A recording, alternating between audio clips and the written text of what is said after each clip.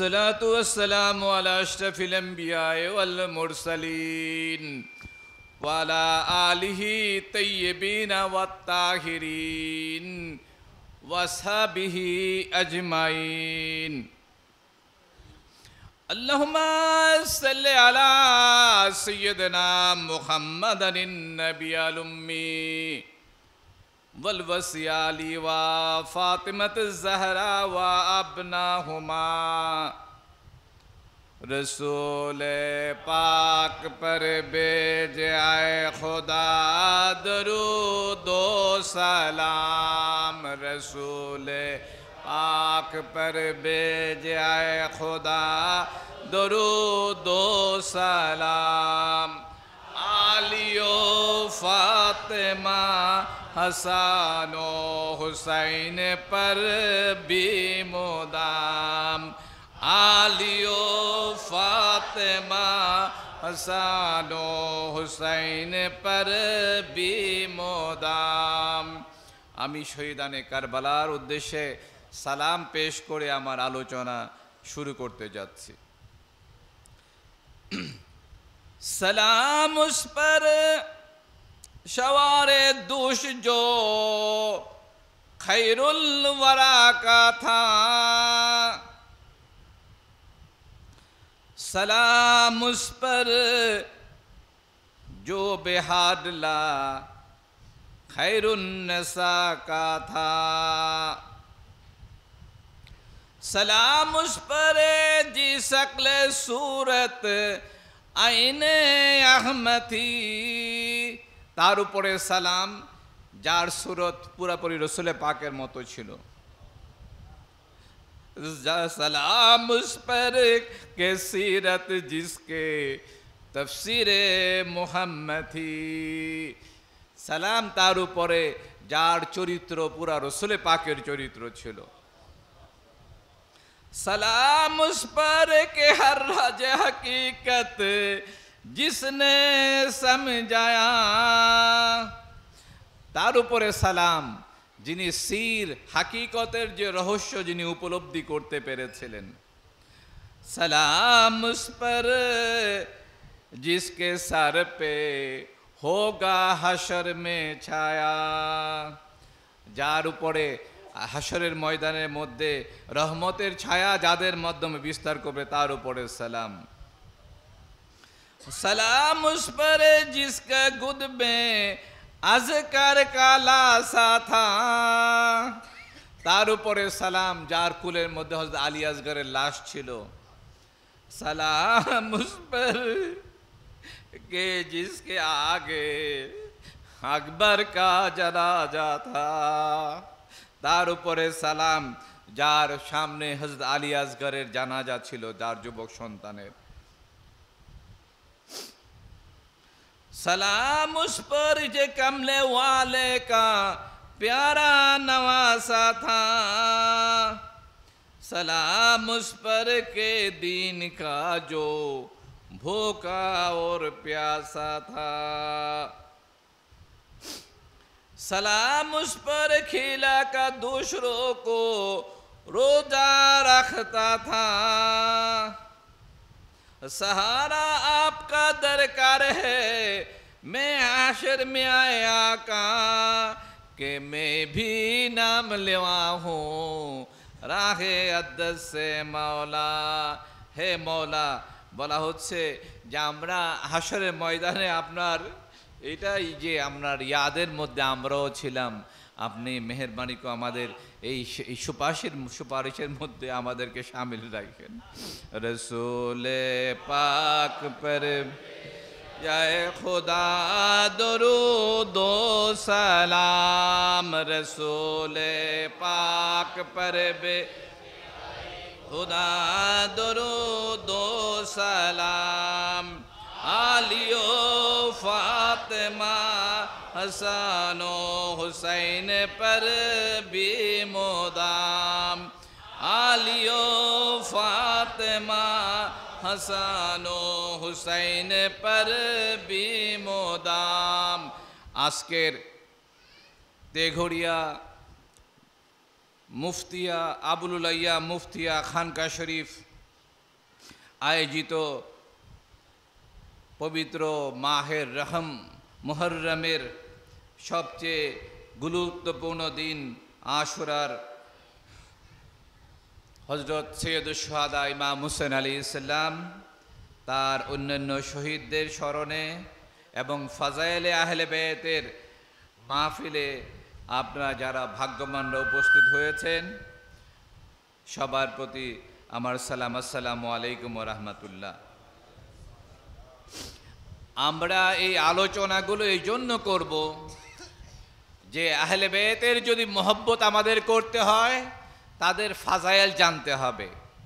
আল্লাহ এবং আল্লাহ রাসূল সাল্লাল্লাহু আলাইহি সাল্লাম আহলে বেত সম্পর্কে কি বলেছেন, আল্লাহ তাআলা সুবহানাহু ওয়া তাআলার কথার সামনে রাসূল পাক সাল্লাল্লাহু আলাইহি সাল্লামের যে মূল্যবান বাণীর সামনে সমগ্র পৃথিবীর মানুষ যদি উল্টা কথা বলে তাদের কথার কানা করি মাছের ডানার মতো মূল্য নেই। কাজে আপনাদেরকে খেয়াল রাখতে হবে যে আলোচনা যদি যেগুলো হচ্ছে কোরআন এবং হাদিস থেকে যে আলোচনাগুলো হবে এগুলো হৃদয়ের মধ্যে গেঁথে রাখবেন। এর বিপরীত যদি কেউ কথা বলে তাদের কথায় যদি বিভ্রান্ত হন হাসরের ময়দানে আপনাদেরকে জবাব দিতে হবে। তোমরা কিন্তু এই কথাগুলো শুনেছিলে, শোনার পরে তোমরা বিভ্রান্ত হয়েছো। অনেকে না শুনে বিভ্রান্ত হতে পারে, কিন্তু শোনার পরে যদি কি বিভ্রান্ত হয় আল্লাহ তাআলা কাউকে কিন্তু ক্ষমা করবেন না। এই জন্য ফাজাইল আহলে বাইত সম্পর্কে কোরআনে পাকে আল্লাহ তাআলা কি বলেছেন এই সম্পর্কে আমরা একটু আলোকপাত করতে চাই। আল্লাহ তাআলা সূরা আহজাবের মধ্যে ইতিমধ্যে আলোচনা হয়েছে, আমি একটু ভিতর থেকে আলোচনা করতে চাই যে আল্লাহ সূরা আহজাবের 33 নম্বর আয়াত আল্লাহ তাআলা কোরআনে পাকের মধ্যে বললেন, বিসমিল্লাহির রহমানির রহিম, ইন্নামা ইউরিদুল্লাহু লিইউযহিবা আনকুমুর রিজসা আহলাল বাইত ওয়া ইউতাহহিরাকুম তাতহীরা। আল্লাহ তাআলা বলা হচ্ছে, আল্লাহ তাআলা ইচ্ছা প্রকাশ করলেন, হে নবীর আহলে বেতকে উদ্দেশ্য করে বলছেন, আল্লাহ তাআলা ইচ্ছা প্রকাশ করলেন সমগ্র অপবিত্রতা থেকে পবিত্র করে তাদেরকে পুত পবিত্র করার জন্য, মহাপবিত্র করার জন্য।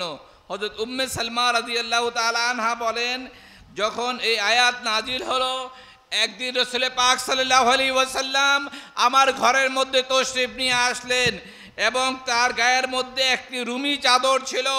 এই রুমি চাদরের মধ্যে কি করলেন, সমগ্র হাদিসের কিতাবের মধ্যে উল্লেখ রয়েছে যে এই ঘটনাটা হযরত উম্মে সালমা বর্ণনা করছেন যে রাসূল পাক সাল্লাল্লাহু আলাইহি সাল্লামের গায়ের মধ্যে কি ছিল, একটা রুমি চাদর ছিল।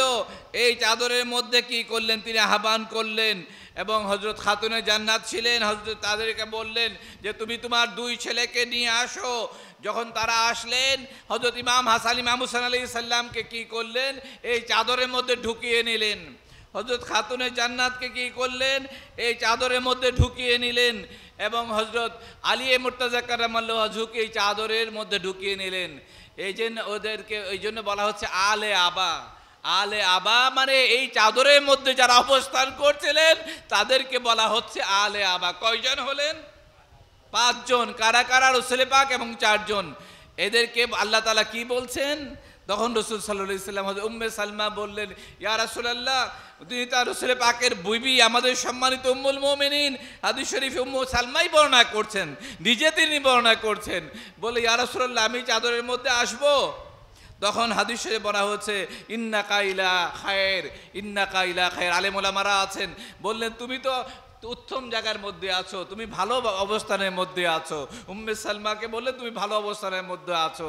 কিন্তু কি করলেন, তখন রাসূল সাল্লাল্লাহু আলাইহি ওয়াসাল্লাম এই আয়াতে তাথীরা তেলাওয়াত করলেন, ইন্নামা ইউরিদুল্লাহ লিইউযহিবা আনকুমুর রিজসা আহলাল বাইত ওয়া ইউতাহহিরাকুম তাথীরা।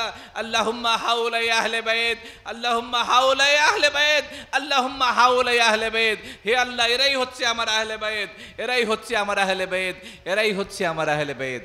এবং তাদেরকে কি করো, তুমি পুত পবিত্র মহাপবিত্র তাদেরকে তুমি করে দাও।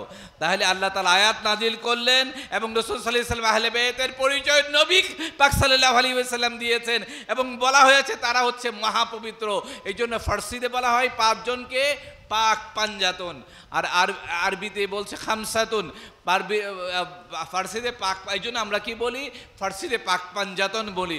অনেকে পাক পাঞ্জাতন নিয়েও ক্রিটিসাইজ করে, করতে দেন তাদেরকে, করতে দেন। হাসর যাদের হবে বলা হচ্ছে, এগুলো পরে আলোচনার মধ্যে আসছি। কাজে আমরা আহলে বেতের কি পরিচয় পেলাম? এই 5 জন হচ্ছেন নবী পাক সাল্লাল্লাহু আলাইহি ওয়াসাল্লাম এবং তার 4 জন আহলে বেতের পরিচয় আমরা পেলাম, এবং আল্লাহ পাক কোরআনে পাকের মধ্যে তাদেরকে মহাপবিত্র ঘোষণা করেছেন। কাজেই আহলে বেত মহাপবিত্র, এই বিষয়ে যদি কেউ কোনো সন্দেহ করে, উমাইয়ারা যেমন আহলে বেতের ইয়ের মধ্যে মিনার এর মধ্যে মিম্বরের মধ্যে বসে 60,000 বা 63,000 বা 70,000 মসজিদের মধ্যে 73 বছর পর্যন্ত আহলে বেতকে গালিগালাজ করেছিল, এবং তারা নামাজও পড়েছিল। তো এই তো নামাজি আহলে বেতকে, যাদেরকে মহাপবিত্র আল্লাহ পাক বলেছেন, তাদেরকে গালিগালাজ করে, আবার এরাও নামাজি, ওরা তো নামাজ পড়ছিল। কাজে এই নামাজ আল্লাহর সাথে বিদ্রোহী শামিল। কারণ আল্লাহ তাআলা যেটা বলছেন, আল্লাহ তাআলার সাথে বিদ্রোহ করে তারা নামাজ পড়েছে। আপনারা জানেন রাসূল সাল্লাল্লাহু আলাইহি সাল্লামের সময়ে একটা মসজিদে দিরা বানিয়েছিল মুনাফিকরা। রাসূল সাল্লাল্লাহু আলাইহি ওয়াসাল্লাম আহ্বান করেছিল এই মসজিদে নামাজ পড়ার জন্য। আল্লাহ তাআলা রাসূল পাককে নিষেধ করলেন যে আপনি এখানে পড়বেন না, এটা মুনাফিকদের মসজিদ। কাজেই যেখানে আল্লাহ এবং আল্লাহ রাসূল এবং আহলে বাইতের শান আলোচনা হয় না, এই শান আল্লাহ তাআলা বলছেন মুনাফিকদের মসজিদ। এই মুনাফিকদের, যারা আহলে বাইতের ফজিলত বর্ণনা করে না, যারা, তাহলে এইগুলো যে মুনাফিক, এই আলোচনাগুলো আমি পরে আলোচনার মধ্যে ইনশাআল্লাহ আসছি। এবং আল্লাহ তাআলা করলেন এই আয়াতের পরে কোরআন তিরমিজি শরীফের মধ্যে সহ অসংখ্য আয়াতের মধ্যে, এই তাফসীরের মধ্যে, ব্যাখ্যার মধ্যে এবং এই ফাজাইল বর্ণনা করা হয়েছে, এবং আয়াতে মুআদ্দার মধ্যে বলা হয়েছে। আপনারা জানেন সূরা 23 নম্বর আয়াত, বিসমিল্লাহির রহমানির রহিম, কুল লা আসআলুকুম আলাইহি আজরান ইল্লাল মাওয়াদ্দাতা ফিল কুরবা। অর্থাৎ হে রাসূল, আপনি বলে দেন তোমাদেরকে হেদায়েতের বিনিময়ে, রিসালাত প্রতিষ্ঠা করার বিনিময়ে আমি তোমাদের কাছে কিছুই চাই না। আপনারা জানেন রাসূল পাক সাল্লাল্লাহু আলাইহি ওয়াসাল্লাম যখন দিনের জন্য কাজ করেছেন, ইসলামকে প্রতিষ্ঠা করতে গিয়ে তিনি কি কষ্ট সহ্য করেছেন বর্ণনা করা হয়েছে। তিনি যখন প্রিয় মাতৃভূমির মধ্য থেকে তাকে বাধ্য করা হয়েছিল, তাকে বিতাড়িত করা হয়েছিল, যে তিনি প্রিয় মক্কা শরীফ ছেড়ে মদিনা শরীফ চলে যেতে হয়েছিল তাকে, এবং তাকে যখন সেজদার মধ্যে গিয়েছেন, তাকে এইভাবে উটের নাড়ি বুড়ি চাপিয়ে দেওয়া হয়েছিল, তিনি সেজদা থেকে মাথা তুলতে পারছিলেন না। খাতুনে জান্নাতে সেইগুলো সরিয়ে দিয়েছিলেন।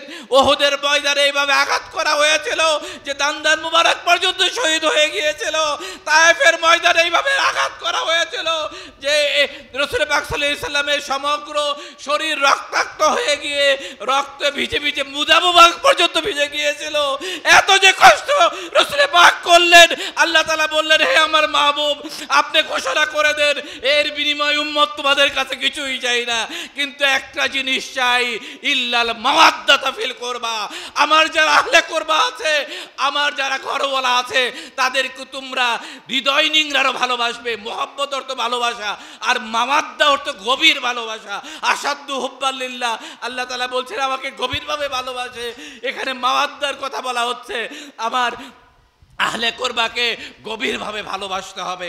এই আয়াতের মাধ্যমে আহলে কুরবাকে, নবী পাক সাল্লাল্লাহু আলাইহি ওয়াসাল্লাম আহলে কুরবাকে গভীরভাবে ভালোবাসা আল্লাহ ফরজ করে দিয়েছেন।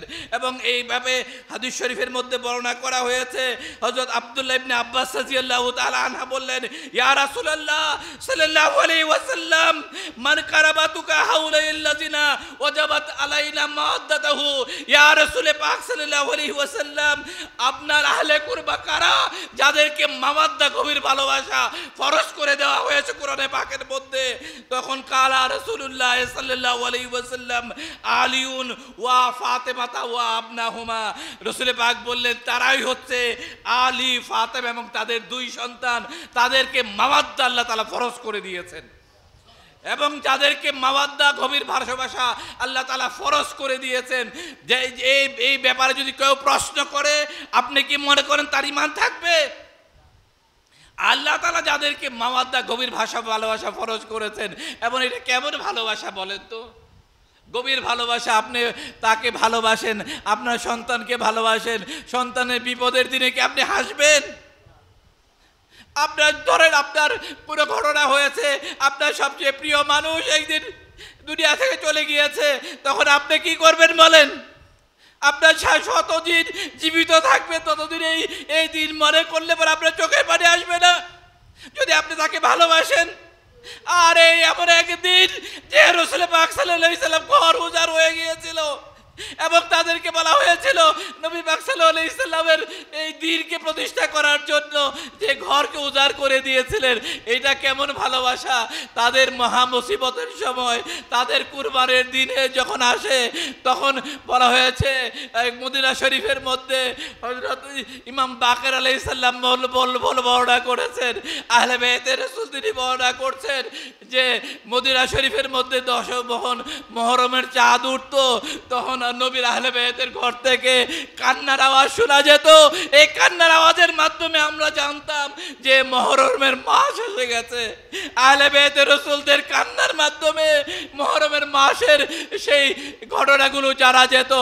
আর এখন বলা হচ্ছে মুহররমের দিন তোমরা আনন্দ করো। আনন্দ কারা করেছিল? এটা কেমন মহব্বত বলেন! যারা ঘর লুটিয়ে দিয়েছিলেন রাসূল পাক সাল্লাল্লাহু আলাইহি সাল্লামের ঘরওয়ালাদের মহা মুসিবতের সময়, আপনি যদি আনন্দ করেন তাহলে এটা কি ভালোবাসার নাম আর দুশমনির নাম বলেন? এটাই হচ্ছে আমাদের ঈমান কেড়ে নেওয়ার ষড়যন্ত্র উমাইয়ারা করেছিল। এরা একটা হাদিস বর্ণনা করে যে আশুরার দিনে করেন, আপনার নতুন কাপড় পরবেন, আপনার কী করবেন, এখানে ভালো খাওয়া দাওয়া করবেন। আমি দেখেছি, রেফারেন্সও আমি দেখেছি, আমার কাছে আছে। এটা নাসিবীদের। নাসিবী কারা জানেন? ও দুশমনে আহলে বাইতের রাসূল ছিল। আহলে বাইতের দুশমনরা কী করেছিল? আহলে বাইতের শানকে ছোট করার জন্য 10ই মুহররম যেন মানুষ ভুলে যায়, ইমাম মুসা আলাইহিস সালামের শাহাদাতের মর্যাদা যেন ভুলে যায়, এই জন্য তারা কি করেছিল? হাদিস বানায়, মওদু হাদিস, বানানো হাদিস রচনা করেছিল। এটা এমন একটা হাদিস সবাই বলেছেন, ইমাম আহমদ ইবনে হাম্বল রাহমাতুল্লাহ সবাই বলেছেন এটা মওদু হাদিস। এই হাদিসকে সামনে এনে বলো তোমরা আনন্দ করো, ভালো খাওয়া দাওয়া করো। আর রাসূল পাক সাল্লাল্লাহু আলাইহি সাল্লাম কি করেছিলেন? এই হযরত জাইনুল আবেদিন আলাইহিস সালামের সামনে যখন খাবার দেওয়া হতো, এই দিন খাবার যখন দেওয়া হতো, হযরত ইমাম বাকের বর্ণনা করছেন জয়নুল আবেদিন যখন একটু খাবার খেতেন, খাবার খাওয়ার পরে খাবারটা ফিরিয়ে দিতেন, পানি যখন মুখে দিতেন একটু চিমটি পানি দিয়ে পানি চলে দিতেন। অর্থাৎ ইমাম বাকের বললেন, আব্বা জান আপনি এমন করেন কেন? কখনো তো আপনাকে পেট ভরে খেতে দেখি না, কখনো তো পানি আপনাকে এক চুল্লুর বিনিময়ে পানি আমি পার করতে দেখি না। তখন হযরত জয়নুল আবেদিন বললেন, বাবা আমি তো কারবালার প্রান্তরে ছিলাম, কারবালার প্রান্তরে আমার আব্বাজানকে, আমার ভাইদেরকে যে পিপাসার্ত অবস্থায় শহীদ হতে দেখেছি। বললেন আপনি এত কাঁদেন, কান্নাটা ছিল জীবন জয়নুল আবেদিনের চোখ মুখের মধ্যে কখনো হাসি দেখা যায় না যত ইনজুরিয়ার মধ্যে ছিলেন। কার ইসলাম কার কাছ থেকে শিখতে হবে? ইসলাম তো আহলে বাইতের কাছ থেকে শিখতে হবে। তার মুখের মধ্যে কোনোদিন হাসি দেখা যায় নাই। সারা জীবন তিনি কামকিন ছিলেন এবং বললেন যে বাবা ইয়াকুব আলাইহিস সালামের এক সন্তান ছিল ইউসুফ আলাইহিস সালাম। ইউসুফ আলাইহিস সালাম আল্লাহর নবী ছিলেন। ইয়াকুব আলাইহিস সালামও জানতেন যে তিনি জীবিত আছেন। ইয়াকুব আলাইহিস সালাম ইউসুফ আলাইহিস সালাম মারা যান নাই বা তিনি জীবিত ছিলেন, কিন্তু তিনি জানতেন। জানার পরেও বাবার জন্য যে বিচ্ছেদ হয়ে গিয়েছিল, এই বিচ্ছেদের জন্য তিনি কাঁদতে কাঁদতে তার চোখের মধ্যে পর্দা পড়ে গিয়েছিল। এক ইউসুফের জন্য ইয়াকুব আলাইহিস সালাম জানা সত্ত্বেও তিনি কেঁদে কেঁদে তার চোখে পর্দা পড়ে গিয়েছিল। আর রাসূল পাকের যে ইউসুফ ছিলেন, রাসূল পাকের যে জান ছিলেন, ও আব্দুর রহমান জামি রহমাতুল্লাহ আলাইহি সবাই বলেছিলেন যে মুহাম্মদ জানে আলম, সমগ্র সৃষ্টির জানকে হযরত ইমাম রাসূল পাক সাল্লাল্লাহু আলাইহি সাল্লাম আর হুসাইন ইবনে আলী জানে মুহাম্মদ। রাসূল পাকের জান হলেন হযরত ইমাম হুসাইন আলাইহিস সালাম। সেই ইমাম হুসাইন আলাইহিস সালামকে ওই দিন কারবালার মরুপ্রান্তরে এইভাবেই শহীদ করে দেওয়া হয়েছিল। এর কারণ কি ছিল আপনারা জানেন। যখন বলা হয়েছে আলোচনার মধ্যে জানেন, এজিদ যখন মালাউন এজিদকে যখন সিংহাসনে বসানো হলো, ষড়যন্ত্র করে যখন সিংহাসনে বসানো হলো, এই মদ্যপ এজিদ যখন নিজেকে আমিরুল মুমিনিন দাবি করলো এবং সে বলল, ইমাম সবাইকে বাধ্য করলো তার হাতে বায়াত নেওয়ার জন্য। সবাই যখন যান বাঁচানোর জন্য এজিদের পাপিষ্ঠ বাহিনীর ভয়ে যখন যে তারা বায়াত নিয়েছিল, কিন্তু যাকে কুলে পেটে করে রসুল পাক মানুষ করেছিলেন, যারা হজ এবং উমরা করতে চান, এই কথাগুলো বারবার আলোচনার মধ্যে আসা দরকার যে আমরা কি করি হাজরে আসওয়াদে চুমা খাওয়ার জন্য পাগল হয়ে যাই, যদি না চুমা খেতে পারি কত আফসোস থাকে। কারণটা কি বলেন? এই কারণ হয়েছে এটা একটা জান্নাতি পাথর। এই জান্নাতি পাথরকে চুমু খাওয়ার জন্য, এবং এখানে রসুল পাক সাল্লাল্লাহু আলাইহি সাল্লাম এক দুইবার চুমু খেয়েছিলেন। নবীজি যেহেতু চুমু খেয়েছিলেন, জান্নাতি যেহেতু এটা পাথর, এই জন্য আমরা পাগল হয়ে যাই, জান উজাড় হয়ে যায়, দম বন্ধ হয়ে আসে। কিন্তু এই অবস্থার মধ্যেও আমরা হাজরে আসওয়াদে চুমা খাওয়ার জন্য পাগল হয়ে যাই। আর যিনি জান্নাতের ইমাম, জান্নাতি পাথরের জন্য পাগল হয়ে যান, আর যিনি জান্নাতের ইমাম আল হাসান ওয়াল হুসাইন শাহেদুশ শাবাবে আহলে জান্নাহ, আল্লাহ রাসূল পাক বলেছেন, এটা কি কোনো ইমানদার ব্যক্তি অস্বীকার করতে পারবে? ইমান থাকবে যে জান্নাতেরই হাসান এবং হুসাইন আলাইহিস সালাম জান্নাতি যুবকদের সর্দার, সমগ্র জান্নাতীরা তো যুবক হয়ে জান্নাতের মধ্যে যাবে। এবং এই জান্নাতে ইমামকে হত্যা করা হলো, জান্নাতে ইমামকে, যিনি রাসূল পাক এক দুইবার চুমু খাওয়ার জন্য যদি এত মর্যাদা হয়, এমন জায়গা ছিল না আদর করে হুসাইনের মুখের মধ্যে অসংখ্যবার শতবার খুদ রাসূল পাক চুমু খেয়েছিলেন। এই দিকে কারো খেয়াল নাই, শুধু একটা পাথরের দিকে খেয়াল করলেন, কিন্তু জান্নাতের ইমামের দিকে খেয়াল করলেন না। শতবার যে যাকে চুমু খেয়েছেন তার দিকে খেয়াল নাই। এই জন্য আশেকে রসুল দরকার, মুহিব্বিন দরকার। মুহিব্বিন না হলে পরে এই হাকিকত বোঝা যাবে না। ওই অবস্থার মধ্যে যখন দেখা গিয়েছে, এজিদ যখন বলল, মালাউন এজিদের পাপিষ্ঠতার, অনেকে এজিদকে গ্লোরিফাই করতে চায়, এজিদকে গ্লোরিফাই করা মুনাফিকের লক্ষণ। এই জন্য বলা হয়েছে, কোরআনে পাকের মধ্যে বলা হয়েছে যে আল্লাহ এবং আল্লাহ রসুলকে যে কষ্ট দেয় আল্লাহ তাআলা লানত তার উপরে। আল্লাহ তাআলা বলছেন, আল্লাহ এবং আল্লাহ রসুলকে যে কষ্ট দেয় তার উপরে আল্লাহ লানত। অথচ ইমাম হুসাইনের শহীদ হওয়া কি রসুল পাকের কষ্ট না? কতবার রসুল পাক কেঁদেছেন। ইমাম হুসাইনের শাহাদাত তো অনেক বড় হয়েছে, 55-51 বছর পরে। এর আগেও রসুল পাক ইমাম হুসাইনের শাহাদাতের কথা স্মরণ করে কেঁদেছেন। এই আলোচনাগুলো ইনশাল্লাহ আসবে সামনে। কিন্তু দেখা গিয়েছে এই যে এই শাহাদাতের যে মর্যাদা, যার স্মরণে রসুল পাক সাল্লাল্লাহু আলাইহি সাল্লাম কান্নাকাটি করেছেন। এবং এই মালাউন এজিদ যখন কি করলো, নিজের সিংহাসনে বসলো এবং বসে যখন দাবি করলো কমান্ডার অব দ্য ফেথফুল, আমিরুল মুমিনিন, আল্লাহ তাআলা কোরআনে পাকের বলছেন, আতিউল্লাহ ওয়া আতিউর রাসূল ওয়া উলিল আমরি মিনকুম। এখানে কি হচ্ছে? আল্লাহর হাদিস পালন করো, রসুল পাকের এবং তোমাদের জন্য উলিল আমর যিনি হয় তাকে বলা হয় আমিরুল মুমিনিন। যারা হন তাদের আদেশ পালন করা ইমানদারদের দায়িত্ব হয়ে যায় যখন এই ধারার মধ্যে তারা থাকেন। এই জন্য যখন এজিদ দাবি করলো সে আমিরুল মুমিনিন, তার কথা শুনতে যখন ইমানদারদেরকে বাধ্য করছিল, তখন সে এমন এক লম্পট ছিল যে সে কি করেছিল, মৃত নর্তকীর সাথে জিনা করেছিল। তারপরে সে শরাব খেত, ইসলাম বিরোধী সমগ্র কাজ সে করত। সে কি করত? বানর নাচাইতো, এখনো বাইতুল মালকে সে যাচ্ছে তাই ব্যবহার করত। সমগ্র নাফরমানি কাজ সে এজিদের মধ্যে ছিল।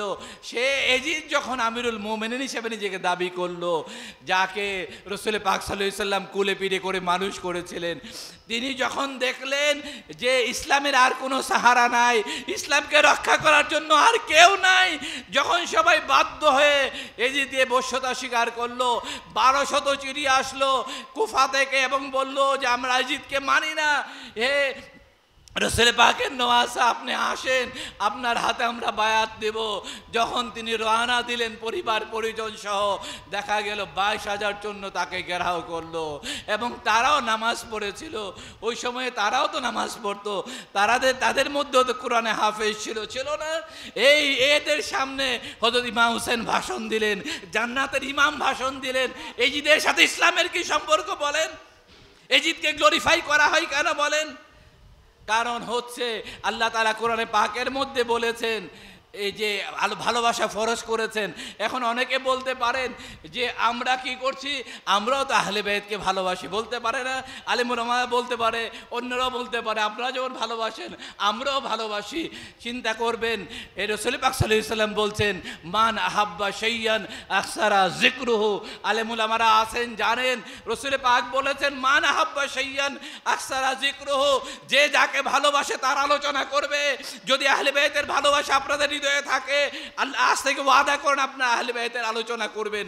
যদি আহলে বাইতের আলোচনা কেউ না করে, মিম্বরে বসে যদি আগের নবীদের ঘটনা বর্ণনা করে, আগের নবীদের উপরে আমাদের ঈমান রাখতে হবে।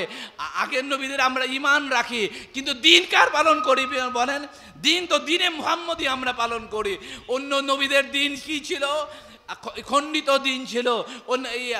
ঈসা লি কওমিহি, মুসা লি কওমিহি, এই সমগ্র মুসা আলাইহিস সালাম, ঈসা আলাইহিস সালাম, ইব্রাহিম আলাইহিস সালাম সবাইকে একটা জাতির জন্য প্রেরণ করা হয়েছিল, সমগ্র মানবতার জন্য প্রেরণ করা হয় নাই। এই ইসলাম সবার দিনে ইসলাম ছিল, কিন্তু এই দিন প্রতিষ্ঠা করতে গিয়ে আপনারা জানেন কত নবীরা রক্ত দিয়েছেন। জাকারিয়া আলাইহিস সালাম রক্ত দিয়েছেন, ইয়াহইয়া আলাইহিস সালামকে খুন করা হয়েছে, কত নবীদেরকে খুন করা হয়েছে। এই খুনের বিনিময়ে যে ইসলাম, এই ইসলাম যখন রাসূল পাকের মাধ্যমে পূর্ণাঙ্গতা লাভ করলো, যখন বলা হলো আল ইয়াউমা আকমালতু লাকুম দীনাকুম ওয়া আতমামতু আলাইকুম নিয়ামাতি ওয়া রাদিতু লাকুমুল ইসলাম দীনা, আজিকার এই দিনে বিদায় হজের সময় ঘোষণা করা হলো যে আজিকার এই দিনে আমি কি করলাম, আমার আকমালতু লাকুম দীনাকুম, আমার দিনকে পরিপূর্ণ করে দিলাম, ওয়া আতমামতু আলাইকুম নিয়ামাতি, আমার নিয়ামতকে পূর্ণাঙ্গতা দান করলাম, এবং রাদিতু লাকুমুল ইসলাম দীনা, এবং দিন হিসাবে ইসলামকে মনোনীত করলাম। এই যে দিন রাসূল পাকের মাধ্যমে পূর্ণাঙ্গতা লাভ করেছিল, এই দিন যখন সমগ্র নবী রাসূলদের প্রতিষ্ঠিত দিন, দিনে মুহাম্মদের মাধ্যমে যে পূর্ণাঙ্গতা লাভ করলো, এই দিন যখন গুমরাহির দিকে চলে যাচ্ছিল, ঈসাই দিন গুমরাহির দিকে চলে গেছে। ঈসা আলাইহিস সালামের দিন এখন ঈসা আলাইহিস সালামকে ইবনুল্লাহ বানিয়ে ফেলেছে। মুসা আলাইহিস সালামের দিন, এই দিন কি হয়েছে? নষ্ট ভ্রষ্ট হয়ে গিয়েছে। এবং এইভাবে যখন ইসলামের উপরে আঘাত আসলো, এজিদের সময় যখন ইসলামের উপরে আঘাত আসলো, রাসূল পাকের দিন থাকবে কি টিকবে না, তখন রক্ত দেওয়ার যখন আর কেউ ছিল না, হযরত ইমাম হুসাইনকে ঘেরাও করলো 22,000 সৈন্য, বলল যে আপনি যদি এজিদকে মেনে নেন, আপনি যা চাইবেন তাই দেওয়া হবে, আর যদি আপনি এজিদকে না মানেন আপনাকে পরিবার পরিজন সহ হত্যা করা হবে। উত্তরে হযরত যার শিরা উপশিরার মধ্যে রাসূল পাকের নুরানি রক্তধারা জারি ছিল, যাকে রাসূল পাক সাল্লাল্লাহু আলাইহি সাল্লাম বলেছেন আল হুসাইন মিন্নি ওয়া আনা মিন আল হুসাইন, আমি ইমাম হুসাইন আমার থেকে, আমি ইমাম হুসাইন থেকে, আমি ইমাম হুসাইন মানেই হচ্ছে আমি। রাসূল পাক বলছেন ইমাম হুসাইন মানেই হচ্ছে আমি। তিনি জানতেন এই ইসলামের সাহারা আর কেউ থাকবে না, ইসলামকে রক্ষা করার মতো আর কেউ থাকবে না। এই জন্য রাসূল পাক বলেছেন 61 হিজরির মধ্যে ইসলামের গলার মধ্যে ছুরি চালানো হবে। ইমাম হুসাইনের গলায় ছুরি চালানো মানে হচ্ছে ইসলামের গলায় ছুরি চালানো। সেই জীবন্ত ইসলামকে ইসলাম যখন মুখোমুখি, ইমাম হুসাইন যখন মুখামুখি, যখন সামনে ডাক দিয়ে বললেন আলাম তাসমাউ, তোমরা কি শুনতে পাচ্ছ? 22,000 নামাজিকে বললেন তোমাকে শুনতে পাচ্ছ? আলাইসা ফিকুম মুসলিমুন, তোমাদের মধ্যে কি একটা লোক মুসলমান নাই? তারা তো না জামাতে নামাজ পড়েছে, এখানে নামাজ পড়েছে, এখানে কোরআনে হাফেজও ছিল, জান্নাতের ইমাম বলতেছেন তোমাদের মধ্যে কি একটা লোক ইমানদার নাই? তাহলে ওই সময় যদি এমন হয়, এখন থাকবে না? এখন তো আরো বেশি থাকবে। কাজে ঘাবড়ানোর কিছু নাই। 72 জন ছিলেন, ইমাম পাকের সাথে জন্য নিয়ে যান নাই, ঘেরাও করে বললেন যে তোমাদের মধ্যে কি একটা লোক ইমানদার নাই? কাজে তিনি দেখেছিলেন, জান্নাতের ইমাম দেখেছিলেন তাদের নামাজ পড়তে পারে, তাদের একজন ইমানদার না। এই জন্য ইমানের হাকিকত যারা বোঝে তারা এটা উপলব্ধি করতে পারে। এবং শেষ পর্যন্ত কি করলেন, তিনি বললেন আমার যুবক সন্তান যদি হাওয়ালা করে দিলেন, শিশু সন্তানকে হাওয়ালা করে দিলেন, ভাইয়ের ছেলেদেরকে হাওয়ালা করে দিলেন, ভাগনাদেরকে হাওয়ালা করে দিলেন, জীবনের মৃত্যুর মুখোমুখি করে দিলেন। বিনিময়ে কি বললেন, যা বিনিময়ে নানার প্রতিষ্ঠিত দিন, এই দিনে আকমাল পরিপূর্ণ দিনের মধ্যে আমি কাটার আচরও লাগতে দেব না। তিনি জীবন দিয়ে দিলেন, কিন্তু নানা জানের দিনকে তিনি রক্ষা করেছিলেন। এই জন্য বলা হয়েছে কাতলে হুসাইন আসল মে মর্গে এজিদ হ্যায়।